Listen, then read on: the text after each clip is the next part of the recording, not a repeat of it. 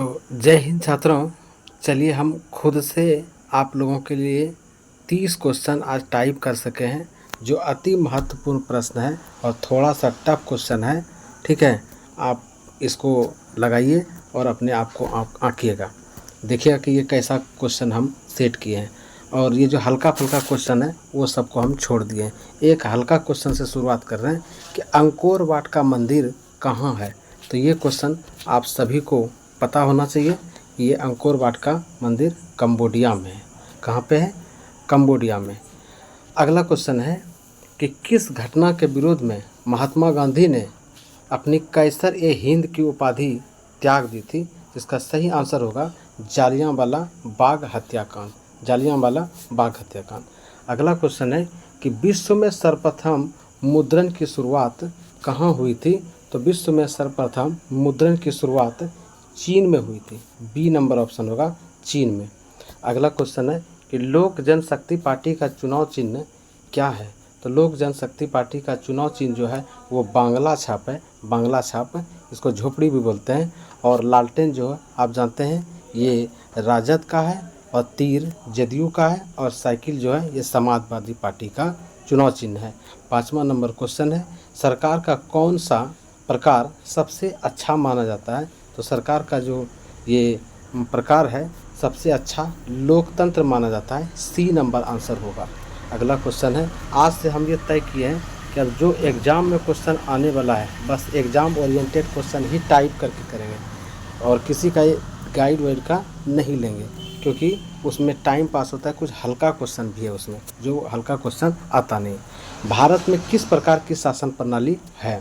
तो भारत में जो शासन प्रणाली है वो है संघीय और संसदीय दोनों है। संघीय, यहाँ पे संघीय और संसदीय। ऑप्शन नंबर कौन सा हो गया? B number. आगे क्वेश्चन है ग्राम कचहरी का प्रधान कौन होता है। तो ग्राम कचहरी का जो प्रधान होता है वो होता है सरपंच। कौन होता है? सरपंच। भारत में पहला नगर निगम कहाँ स्थापित किया गया। तो ये पहला नगर निगम मद्रास में स्थापित किया गया था। और आगे क्वेश्चन है भारत में मतदाता होने की न्यूनतम आयु क्या है। तो भारत में मतदाता होने की न्यूनतम आयु जो है वो है 18 वर्ष। 18 वर्ष में आप वोट गिरा सकते हैं, लेकिन चुनाव नहीं लड़ सकते। चुनाव लड़ने के लिए न्यूनतम आयु है 21 वर्ष। ठीक है, इस तरह से क्वेश्चन अगर आए कि पंचायत चुनाव लड़ने के लिए न्यूनतम आयु कितनी है, तो वो है 21 वर्ष। आगे क्वेश्चन है कि लोकतंत्र का प्राण किसे कहा जाता है। लोकतंत्र का प्राण किसे कहा जाता है। तो ये कहा जाता है राजनीतिक दल को। ये सभी क्वेश्चन एग्जाम में आएंगे और इसमें गलती होने का चांस है, इसलिए आप लोग इसको ज़रूर लगाइएगा। आगे मध्य पूर्व रेलवे का मुख्यालय कहाँ है। तो ये मध्य पूर्व रेलवे का जो मुख्यालय है ये है, ऑप्शन यहाँ भी है, कोलकाता, नई दिल्ली, हाजीपुर। तो सही आंसर होगा आपका यहाँ हाजीपुर, सी नंबर में। आगे क्वेश्चन है कि निम्नलिखित खनिजों में कोडरमा किससे संबंधित है। निम्नलिखित खनिजों में कोडरमा किससे संबंधित है। तो सबसे ज़्यादा जो कोडरमा में होता है वो होता है अबरक, और अबरक उत्पादन के लिए भारत में ये मशहूर है। आगे प्रश्न है निम्नलिखित में से, आगे ऊपर कर लेते हैं, निम्न में से कौन सी नई आर्थिक नीति का अंग नहीं है। तो नई आर्थिक नीति का अंग जो है वो निजीकरण, वैश्वीकरण, उदारीकरण ये है, लेकिन राष्ट्रीयकरण नहीं है। तो आंसर होगा बी। ये बहुत ही इंपॉर्टेंट क्वेश्चन है, आप इसको अवश्य याद करिए। आगे क्वेश्चन है भारत में करेंसी नोट कौन जारी करता है। भारत में करेंसी नोट कौन जारी करता है। वित्त विभाग, वाणिज्य बैंक। ये क्वेश्चन हम चाहते हैं छोड़ देते हैं। आप लोग सभी देखते हैं कितने लोग हमारा वीडियो देखते हैं, हम उससे पहचान भी कर लेंगे। आप कमेंट बॉक्स में हमको ज़रूर लिखिएगा कि भारत में करेंसी नोट कौन जारी करता है। ठीक है। और आगे क्वेश्चन है भारत की आर्थिक व्यवस्था कैसी है। तो भारत की जो आर्थिक व्यवस्था है वह है मिश्रित, डी नंबर। ठीक है, मिश्रित है। और अमेरिका का अगर पूछ जाए तो अमेरिका का हो जाएगा पूंजीवादी। अब आगे विकासशील देशों में कार्यशील जनसंख्या संलग्न है। तो किस में है। तो कृषि में। विकासशील जो देश है वो कृषि में ज़्यादातर संलग्न है जनसंख्या। और आगे प्रश्न है भारत का प्रथम तेल शोधक कारखाना कहाँ स्थापित है। तो भारत में प्रथम तेल शोधक कारखाना डिगबोई असम में स्थापित हुआ है। आगे क्वेश्चन है बिहार में तेल शोधक कारखाना कहाँ है। ये प्रश्न आपका हम नया टाइप किए हैं, देखिएगा। तो बिहार में तेल शोधक कारखाना कहाँ स्थापित है, तो ये बरौनी में है और बरौनी बेगूसराय में, ठीक है।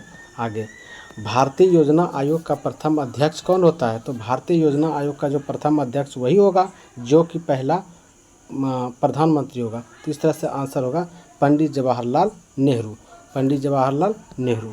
नरेगा कार्यक्रम के नाम के साथ किस व्यक्ति का नाम जोड़ा गया है, तो नरेगा कार्यक्रम के साथ महात्मा गांधी का नाम जोड़ा गया है। एकदम तेज़ी से हम लोग रिवीजन करेंगे। भारतीय मुद्रा बाजार में किस प्रकार के ऋणों का लेन देन होता है, तो ये होता है अल्पकालीन और दीर्घकालीन दोनों होता है, मतलब ए और बी दोनों होगा। आगे बिहार के किस नदी की उत्पत्ति अमरकंटक से हुई है, तो अमरकंटक से नर्मदा नदी जहाँ से निकलती है तो ये पुनपुन है, कोसी, गंडक और सोन। तो सही आंसर होगा इसका क्या, सोन, सोन नदी का, ठीक है। आगे ये क्वेश्चन इंपॉर्टेंट था ये वाला। निम्न में से कौन कृषि पर आधारित नहीं है, तो कृषि पर आधारित जो है कागज़, वस्तु, चीनी ये सब होगा, लेकिन सीमेंट जो है वो नहीं होगा।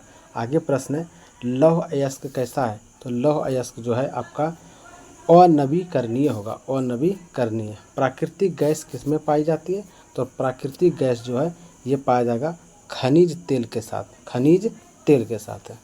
एशिया का सबसे बड़ा परमाणु शक्ति कौन सा है, शक्ति केंद्र कौन सा है, तो ये है तारापुर। और तारापुर कहाँ है, तो ये महाराष्ट्र में है। निम्नलिखित उद्योगों में कौन सार्वजनिक क्षेत्र से संबंधित है, तो जेके सीमेंट उद्योग ये नहीं है, टाटा लौह इस्पात उद्योग ये भी नहीं है, बोकारो लौह इस्पात ये भी नहीं है, रेमंड वस्त्र उद्योग ये नहीं है, और बोकारो वाला आपका ये है सार्वजनिक, ये सरकार की मदद से चलता है, इसलिए इसको कहते हैं सार्वजनिक। आगे प्रश्न है कि फाल्टा विशेष आर्थिक क्षेत्र कहाँ स्थित है, तो फाल्टा विशेष आर्थिक क्षेत्र पश्चिम बंगाल के कलकत्ता में है। और अगला प्रश्न है बिहार में सर्वाधिक आबादी किस जिला में है, तो बिहार में सर्वाधिक आबादी जो है वो है पटना में। कहाँ है, पटना में। और लास्ट क्वेश्चन है विश्व व्यापार संगठन का मुख्यालय कहाँ है, तो ये है जेनेवा में। इस तरह से कैसा प्रश्न का संकलन था आप लोग हमको कमेंट बॉक्स में ज़रूर करिएगा, ठीक है। एक प्रश्न छोड़े हैं उसका आंसर भी आप लोग करिएगा। धन्यवाद।